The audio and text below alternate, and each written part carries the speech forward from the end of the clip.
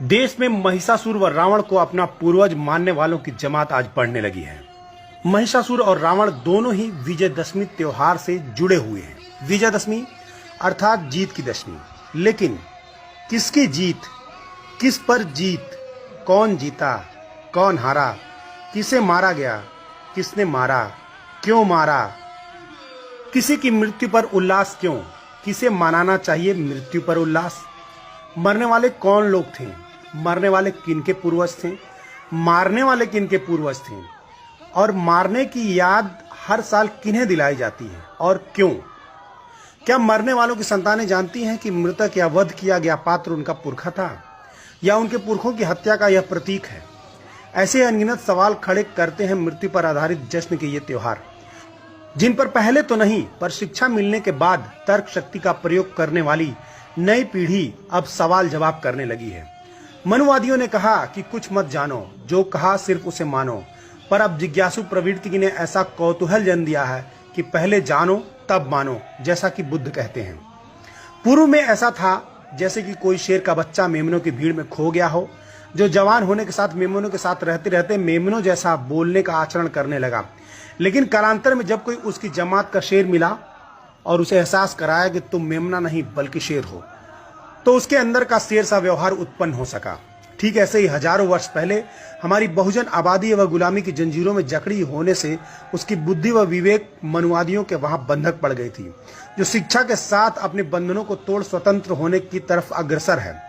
तभी तो उस महिषासुर को, जिसे हम कलंकित असुर, राक्षस, बुरा चरित्र आदि का कहकर हे दृष्टि से देखते थे, आज उसकी शहादत दिवस, उसे मारने का मंचन करने वालों पर मुकदमा दर्ज करवाने की शुरुआत व देवी दुर्गा की जगह महिषासुर को पिता की दृष्टि से देखते हुए उसे सार्वजनिक तौर पर चुम्बन लेने तक की साहसिक स्थितियां पैदा होने लगी हैं। सोशल मीडिया पर एक वायरल चित्र जिसमें पुरखा महिषासुर को श्रद्धावश चुम्बन कर रही है, बहुत कुछ बयां कर रहा है। अब वह संकोच खत्म होने लगा है कि महिषासुर या रावण को अपना मानने वाले या अपने कुल परंपरा का जानने वाले लोग छुपने वाले नहीं हैं, बल्कि उन साजिशों को समझने लगे हैं जिसके तहत उनके राजाओं, नायकों को कथित असुर घोषित कर छल से मारा गया। आज आदिवासी बेटी डॉक्टर सुषमा अपने साथ असुर जोड़कर खुद को गर्व के साथ असुर पुत्र घोषित कर रही हैं। झारखंड के मुख्यमंत्री शिबू सोरेन जी रावण दहन पर रावण को जलाने का इनकार करते हुए रावण को अपना पूर्वज कह चुके हैं। तमिलनाडु के पूर्व मुख्यमंत्री करुणानिधि जी की बेटी कनिमोझी जी खुद को असुर शूद्र पुत्री संसद में कह चुकी हैं।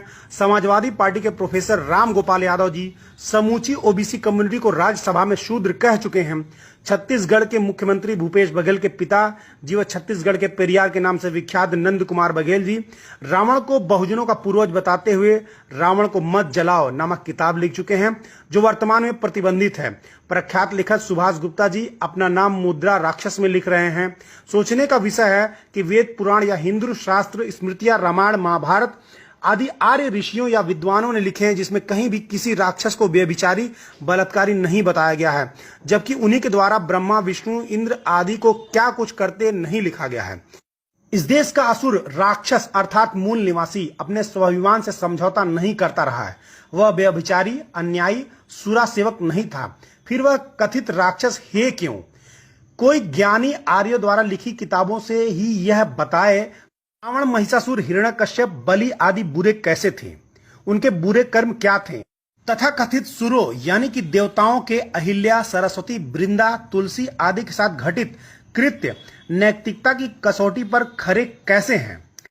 अर्थात रक्ष संस्कृति के लोग भयानक, कुरूप, और मेनका व उर्वशी की संस्कृति के लोग आदरणीय। गजब का कॉन्सेप्ट है, लेकिन अब पोल खुलने लगी है और इन कथित राक्षसों के खानदान के लोग रिएक्ट करने लगे हैं। यह एक बहुत बड़ा सांस्कृतिक परिवर्तन है। यह लेख चंद्रभूषण सिंह यादव, प्रधान संपादक यादव शक्ति जी के द्वारा लिखा गया है। मेरी तरफ से बहुत बहुत धन्यवाद।